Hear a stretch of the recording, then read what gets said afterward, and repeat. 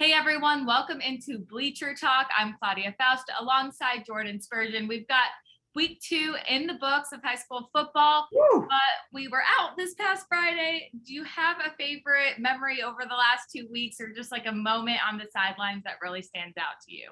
Yeah, the first 2 weeks of the high school season here in Arizona have been great. I kind of said it last week, but to me, the student sections, especially on road games, like student sections that are traveling on the road, especially in rivalry games. I'm looking at you, Basha, against Perry this past weekend. They're having a lot of fun out there. I saw the powder this week. I know you've seen that back in week 1. And even though the NFL has started, I'm still extremely excited about Arizona high school football. It's got its place in Arizona. It's very exciting.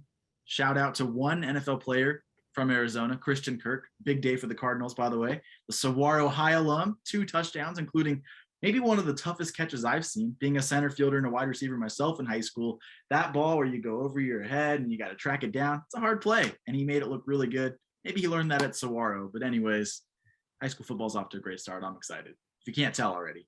I was going to totally say the student sections, but I'm going to switch gears just so we don't say the same thing. But for me, it was finally seeing that Chandler was worth the hype. I went to the game last week, and it was kind of against Cherry Creek, which is a 2-time defending champ in Colorado, and they kind of took it to them. It was a low-scoring game, 14-7, no score in the second half, but I was like so impressed because they weren't even really going with their starting QB. They had Blaine Hippa in week 1, didn't have him this past week, but I mean, they can just start anyone and it's going to be okay, it seems. They've got such a deep roster. So I'm going to go with that being my favorite. Actually, just kidding. My favorite is the fact that I'm leading the standings. In our quick picks, we've got Bruce Cooper here with us. And I am just going to brag while I can. Leading the pack still is 6-0. Bruce Cooper 1 behind. He's 5-1. And Jordan is 4-2. We're all really close. It's early on, things can change, but I am just gonna keep on like wearing that badge of honor until I go down, which knock on wood, hopefully I don't. We're gunning for you. Are you? Well, let's put it like this, Jordan. We have our work cut out for us, for sure. I mean, she's just, like she said, she's wearing that badge of honor right now, and I don't know if it's going to fall off anytime soon, but we got to make sure we bring our A games. Yeah, I think the reason Claudia brought up Chandler is because she's undefeated just like they are in their last. True. Well, let's get to work right now. We'll bring up the first matchup. Why don't we do that? We've got South Point visiting Cienega this week. The Thursday night football game. Bruce, who do you have winning that one? I know you're going to drop a score on us. Well, yeah, absolutely. You know, we're going down south to Tucson on this one, huh? Well, let me put it to you like this. We have South Point with a brand new head coach in Eric Rogers replacing longtime head coach Dennis Benet. And, you know, that program is just set up for success. And it's going to be hard for me to go against South Point Catholic in this one. I'm going to take South Point Catholic 34, Cienega 20. 34-20. All right, Spurge, what you got on them?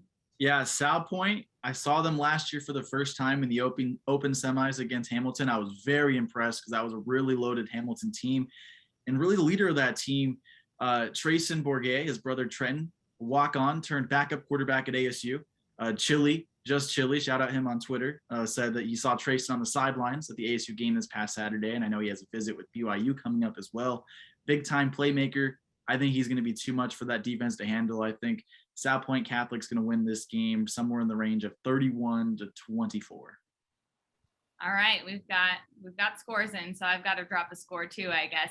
I'm not going to disagree, though. I'm also going to choose South Point, also just because they're the Tucson team that is we could probably count on. But also Cienega didn't really get to play very much last season. I actually went back to take a look, and they were only 2-1, which means they played 3 games. So it's kind of just a little bit of a lack of experience just from last season, which obviously there was a lot of that going on with COVID. So I'm going to choose South Point. So either we're all going down or we're all getting a point. Moving on to the next one, we've got Arizona College Prep versus Odyssey Institute. We'll start with you, Spurge. Yeah, I mean, both programs kind of on the rise here in Arizona, trying to build a foundation for themselves. ACP gets their first win of the season last week on their new home field against defending 2A champ Eloy Santa. I like what Coach is building over there at ACP. He has a foundation of creating excitement and drawing buzz, which isn't always number one priority, but because he draws that buzz in, I think he's starting to back it up with talent on that team. So I think with their quarterback, Jaden Diaz, I think ACP is going to be able to win this game. It's going to be a 2-touchdown victory, in my opinion. I think we're going to go 27-13. Totally didn't drop a score on the last one. So I'm going to go 24-14 on the past matchup. And then as far as Arizona College Prep Odyssey Institute, also in agreement. I feel like this next one, depending on how it goes, I'm going to have to feel it out and just choose whatever you guys don't. But I'm choosing ACP here. They only have 6 seniors right now, but I was talking to the coach and he said that's going to benefit them long-term, but we're talking right now. As far as right now, though, Hayden Gibson is a big defensive guy that's been hard to get through. And Salazar showing progress at wide receiver. And even though they lost the first 2 games of the season, they've got 1 win under their belt now. And Odyssey is coming off of a winning season, but they're on a losing streak, and I don't think they're going to get that snap. So I'm going to say ACP. Bruce, are you going to choose the opposite just to get a point here? Well, let's put it to you like this. Odyssey got blown out in game 1, 69-0. They got blown out in game 2, 63-0. They did get 15 points on the board and get their first points of the season last week, a 32-15 loss. Even though that's showing some improvement there, it's not enough for me to take Odyssey Institute. I'm going like you guys, AZ College Prep, and I'm going to go with a final of 40-6. All right, the last matchup we're choosing from here is Horizon versus Desert Edge. Bruce, you pick this one up for us. Well, let me tell you something. Adrian Lara is one outstanding quarterback. The only quarterback that kept him from being probably the state's best in my mind was Ty Thompson at Mesquite, 2-time state champion there. He's now over at Oregon. So, I mean, it's going to be hard for me to pick against Lara and the Scorpions because I'm telling you, this guy can find any receiver on the field. They have a very prolific offense, high scoring. Now, look, I'm going to give it up to Andy Linton and his Horizon Huskies. I mean, open the season, beating Pinnacle, first time ever. But I just don't think they have enough. This will be their first road game. And I'm going to take Desert Edge. And I think Desert Edge is going to put it at least 45 on them. So give me 45 for Desert Edge and maybe 21 for Horizon. All right, Spurge, you pick it up from here. Are you going to agree or disagree with Bruce Cooper? You made some great points there, Bruce. You made some really great points. Adrian Lara is closing in on Spencer Rattler's state passing yards record. He says it's not a matter of if he's going to break it. He believes it's a matter of when he's going to break it. So he's got that confidence to live up to that name. And he says if he does or when he does, he's going to hold that over Spencer's head. So they're kind of pretty close, which is good to see. But Horizon's got something special down there. I like what Andy Litton's building. On defense, they've got a nice interior pass rusher, Daniel Santiago, leading the charge. They're getting after the quarterback in the secondary. Ethan Tinsley and Sam Moss, they're getting after it. I mean, they shut down Deuce Robinson, who in my opinion is probably the hardest receiver to stop in Arizona right now. He's only a junior and he's going to get better, but they shut him down. He had like 3 catches and 2 of them came on 2-point conversions where you're 2 yards away from the end zone. Who's going to stop Deuce Robinson in that situation? So I think this game is going to be really tight. I think Horizon keeps it low scoring. I like what Adrian Lara brings to the table, but I'm going to pick the upset here. I think Horizon's going to go on the road, win this one very close, somewhere in the range of 21-20. All right, guys, not going to lie here. I was just listening and my strategy is just what's the best decision for me as far as keeping a lead. And I think I'm just going to choose Horizon because Spurge is 2 back right now and it's a safer bet. And I'd like to see Bruce drop just a little bit because I feel like you're a threat. You really know your stuff here. So I'm simply choosing Horizon because I want the upset and I think it's going to be best for my leaderboard position right now. So I like the strategy. I like the strategy. We'll just have to see. We'll have to see what this week brings. Well, that's going to wrap up our quick pick segment. Thank you so much, Bruce, for coming on. We'll see if I can gain some ground. And because of that last pick that Claudia chose, if we are both wrong, you will tie Claudia for first place. So we'll see if that can happen. Up next, after the break, we're going to talk to a trainer over at Mountain Point to get some advice on staying hydrated and how you deal with injuries every Friday night.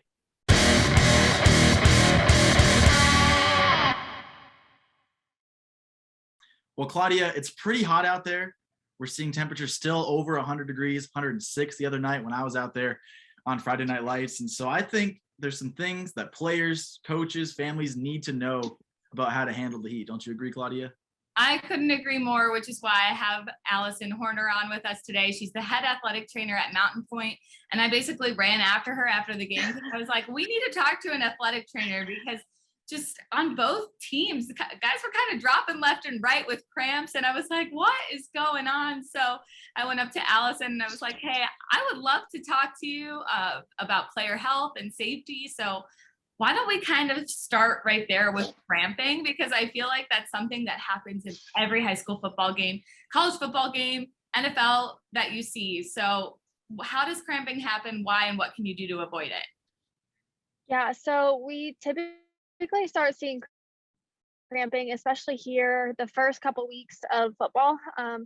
Games are a little bit different pace than you see in practice. So when players get out there, if they're not properly hydrated or prepared for the game, you're going to start seeing them cramp up. So what cramping comes from is a decrease in electrolytes. So even if they're drinking water, but they're not replacing the electrolytes, sodium, magnesium, potassium, you're going to get some muscle cramping. And you guys definitely saw our first game. We were cramping left and right. So this last week, what our goal was to really talk to the players about how to properly hydrate, and hopefully that would help them. And last Friday, we definitely saw a change in how many kids are cramping, and it went so much better. So when we talk about properly hydrating, as I mentioned, we have to be replacing electrolytes, because when you sweat, you're sweating out those electrolytes. So drinking water, and then anything that has electrolytes in it, so Gatorade, Propel, you can go liquid IV. There's so many different things. There's not one that's really better than another. It's whatever the kids will drink.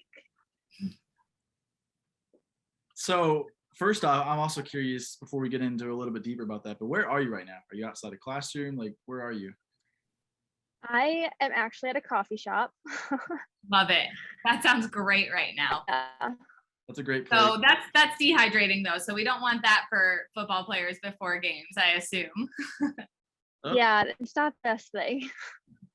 So what are some of the other injuries that you kind of typically see, and how can those be avoided, or how do you kind of talk to players about player safety and, in practice and training? So football, out of all of the football, has the highest risk of injury just because of the amount of contact it has.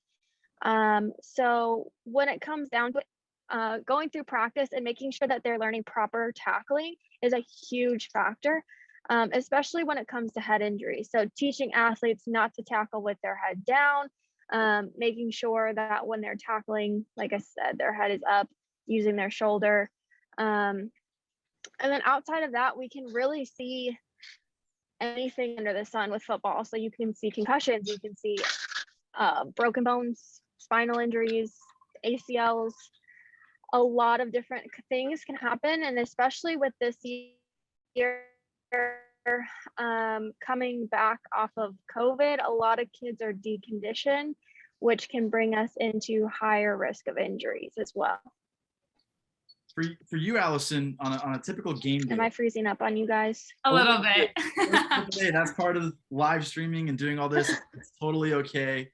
So Allison, back to you. What does a typical game day look like for you and your staff? Like, how do you prepare to kind of help these athletes throughout the day, and then obviously during the game? Yeah, so our game day really starts at like 1, 2 o'clock. We get there we have some normal treatment times with athletes doing rehab. Around 4 or 5 o'clock, athletes will start coming in to get taped. It depends on if it's a home or away game, obviously, but from there, we're also getting the field set up, making sure that each team has water available to them, having all of our equipment ready, making sure that our emergency response equipment, so our splints, AEDs, thermometers, all that kind of stuff is working and in order before the game.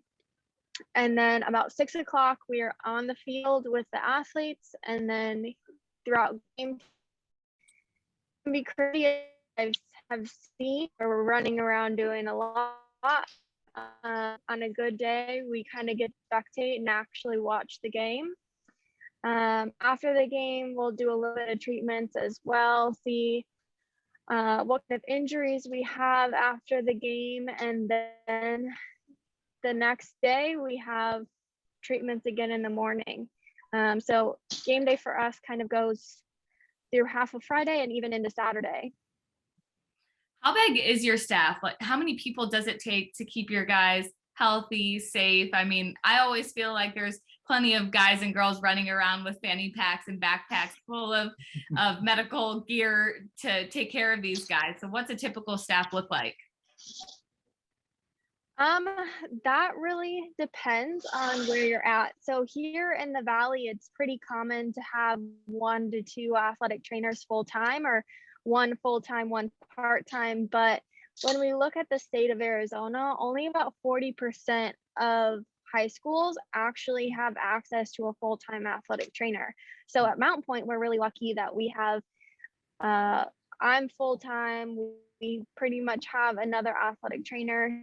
He is there every single day. He goes to other school once a week. So he's almost exclusively with Mountain Point as well. And then we have grad students that are here to help us too. But like I said, when you get outside of the Valley, that's not necessarily the case. I've got one last question for you. Just, is there anything that you feel like isn't talked about enough in the sport, or anything that you have the chance now to kind of share that's important that you feel for either coaches, players, parents to know? Yeah, I think that one thing that's really overlooked when it comes to football and injury prevention and everything like that is simply just diet, hydration, and sleep. Like, these athletes, if they're really following a proper diet, getting good water and nutrition in, getting proper amounts of sleep, they're setting themselves up for success. Whether they're in the weight room every day or in the athletic training room every day, if they're not doing those things, really not preparing the best that they can and allowing their body to heal and recover its best. So when you have poor nutrition, poor sleep, like a lot of these high schoolers do, you're not necessarily setting yourself up for the best game day come Friday. This year, the Arizona Athletic Trainers Association has launched a safety and sport campaign in which they are trying to help promote the decreased injuries in football. And so we're really here to help football teams identify different ways that they can decrease risk and promote the profession of athletic training. As I said, only about 40% of of high schools have athletic trainers in the state of Arizona. So getting the word out about how athletic trainers keep athletes safe is a really big deal. Well, we see that every single time we go out to a game. The athletic trainer is basically the first on scene when there's an injury, whether it be, a minor injury like cramping or something, more severe. But we definitely appreciate you. I know coaches, players, parents especially, I'm sure really appreciate having someone like you on the sidelines. That should do it for us right now, but stick with us. When we come back, we'll have our social spotlight segment.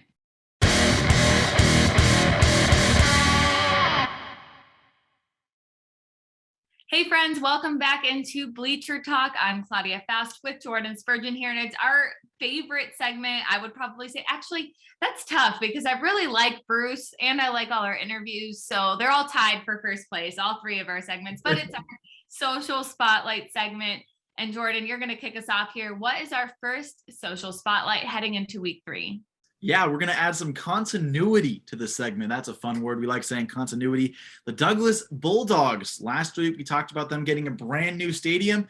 They had their first home game, and they filled it to the brim. The student section was having a great time, and Douglas knows how to party, especially in a new stadium. So we wanted to spotlight them.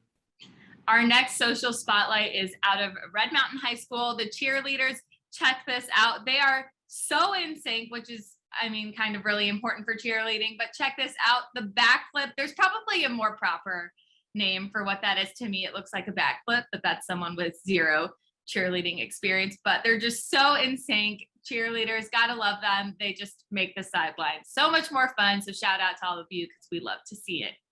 Speaking of fun, I think donuts are pretty fun. And so too does Yuma Catholic. 3 straight shutouts. So that means every Saturday morning they get to have donuts. The whole team eats when you shut out your opponent. So Yuma Catholic, the top team in 3A so far this year. They've got some guys to watch out for this year. But donuts, more importantly, are something that I'm going to keep my eye on because now I want some donuts. Actually, I don't know why I said like a positive thing about donuts because I weirdly don't like donuts at all. I'm a sweets person, but donuts just, vice versa. They just don't do it for me. I'm more of like brownies, ice cream, candy. I really like drinking my sweets, which is like not good, like pop and all of those things. Which, do you say pop or soda? Sorry, we'll get into the last one, but I'm soda. Soda pop. Soda I mean, it's soda pop, so I just picked the latter, you know? Midwest. But anyways, our very last social spotlight is also pretty sweet. Going out to Mesquite High School, the Wildcats. We've got Tegan Keel. Look at this photo of her on the sidelines. Looks like she's with some friends. She scored 2 points this past Friday. And Jordan, you know a little bit more about that. Yeah, very first female player on Mesquite football's varsity football team. She got 2 point after attempts after touchdowns for the Wildcats. Big day for her. Only the beginning. She's looking to do more. We hope to get out there and meet you at some point, Tegan. Keep doing what you're doing because that's really awesome. We absolutely love to see it. Jordan, I don't know about you, but this is just getting more and more fun as the season goes on. It's always a lot of fun getting on here and chatting with you and Bruce and Allison. We're thankful to have had her on and just have a good time, you know? Absolutely. We're loving the show. Be sure to follow us on social media at Spurge_ for me, at Claudia and Faust for Claudia. Be sure to start using the hashtag Bleacher Talk so we can find more things to highlight from all of you doing amazing things in the student sections and on the field and all of that good stuff. So we're out of time. It's a great Wednesday. Thank you for tuning in. I'm Jordan Spurgeon alongside Claudia Faust. Thanks for watching Bleacher Talk.